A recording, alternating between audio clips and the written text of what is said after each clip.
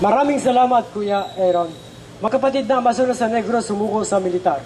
Nasa kustodiyan na ngayon ng 303rd Infantry Brigade ng Philippine Army ang dalawang Amazona matapos sumuko sa militar. Ayon kay Colonel Maximo Caro, commander ng 303rd Infantry Brigade, ang mga sumuko ay ang magkakapatid na Emma Calderon, 36 anyos at Joan Calderon, 26 anyos, pawang residente ng Barangay Pula, Canlaon City, Negros Oriental.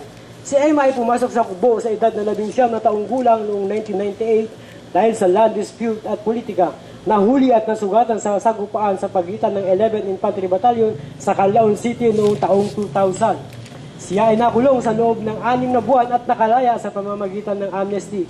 Samantala, si Joan naman ay pumasok sa kubo sa edad na 15 taong gulang noong 1998 din at napasabak din sa ilang sagupaan na kasama na ang pag-ambus ng kanilang grupo kay Mayor Cardenas ng Canlaon City.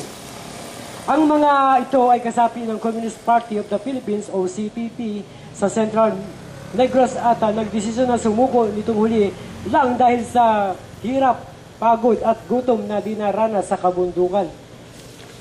Ito po ang inyong Kuya Nel nag-uulat. Back to you, Kuya Aaron.